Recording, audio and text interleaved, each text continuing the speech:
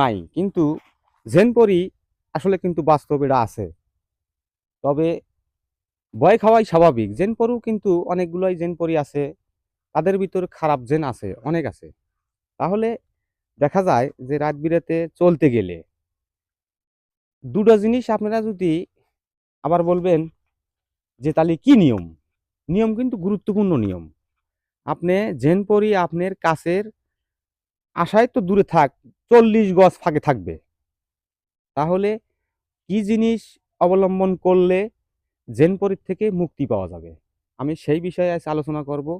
আমার এক রাজমিস্ত্রি ভাই আমার সাথে কাজ করে, তিনি গ্যাসের রাতে ভয় খাইছে একটু। তাকে আমি বলতেছি যে তুমি ভয় খাইলে কিভাবে? তিনি বলতেছে যে যে ভাই, তো তাকে আমি আজকে কিছু নিয়ম তাকে আমি শিখিয়ে দেবো। নিয়মগুলো শিখিয়ে দিলে তাহলে তার সাহস দ্বিগুণ হয়ে যাবে। আসলে আপনারাও কিন্তু এই টেকনিক অবলম্বন করবেন, তাহলে আপনারাও রাত বিরাতে চলতে পারবেন। তাহলে কি টেকনিক অবলম্বন করতে হবে সেটাও কিন্তু আপনাদের দেখা দেব। তাহলে আমার ভাইকে বলবো যে আসলে ভাই আপনি আসলে কি বাস্তবিক ভয় খাচ্ছিলেন? হ্যাঁ, ভয় খাচ্ছিলাম। হ্যাঁ, আমার ভাই বলতেছে যে ভয় খাচ্ছিলাম। আসলে সে তো রাত বিরাত চলাফেরা করে না, হঠাৎ করে একদিন হয়তো গেছে, তাই হয়তো ভয় খাইছে। এখন আসলে গুরুত্বপূর্ণ কথা হলো কিভাবে চলাফেরা করলে এই জেনপরি থেকে বিরত থাকা যাবে। আসলে ভূত বলতে কিছু নাই, ভূত প্যাত এগুলো কিন্তু ভুয়া কথা, এগুলো কিছু নাই। শুধু একমাত্র আছেই হলো জেনপরি। জেনপরির থেকে রেহাই পেতে চাইলে আপনি গুরুত্বপূর্ণ একটা টেকনিক অবলম্বন করতে হবে। সেই টেকনিক আপনাদের আমি দেখাবো, কি কি টেকনিক অবলম্বন করলে রাত বিরাতে চলাফেরা করা যাবে। তাহলে আমি আপনাদের 1 নাম্বার টেকনিক প্রথম দেখাবো।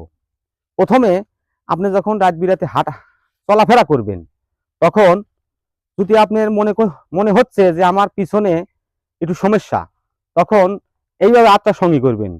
সঙ্গী করে এইভাবে এখানে ঘুষি দিবেন। লক্ষ্য করেন, আমি কিন্তু সঠিক নিয়মে দেখা দিচ্ছি। আবার এই মূলক একতলা সঙ্গী করে এখান দিয়ে ঘুষি দিবেন। তাহলে দেখবেন জেন হোক পরি হোক, তখন ওই ঘুষি তার সঙ্গে সঙ্গে কিন্তু লেগে যাবে। আপনার পিছনে তাকাবেন না, আপনি সোজামুখী হাঁটে যাচ্ছেন, হাঁটে যাতে যাতে এখান দিয়ে ঘুষি দিবেন, আবার এদিক দিয়ে ঘুষি দিবেন।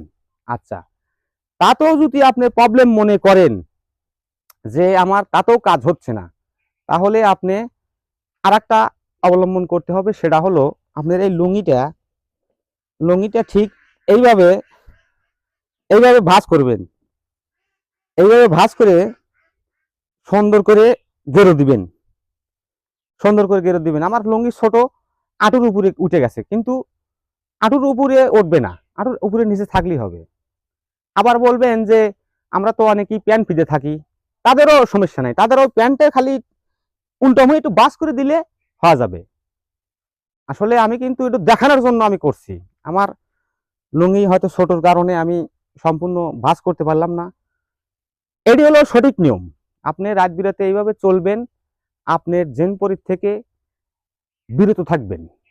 তাই আমি সারা দেশবাসীর উদ্দেশ্যে এই ভিডিওটা করতেছি।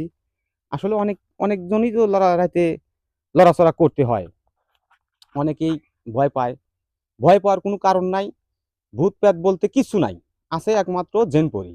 তাদের কাছ থেকে বিরত থাকতে চাইলে আমি যে দুটো নিয়ম দেখা দিছি, এই নিয়ম অনুসারে চলাফেরা করলে আপনার কোনো ভয় পাবেন না, আপনি সঠিকভাবে চলে যেতে পারবেন আপনার গন্তব্যস্থানে।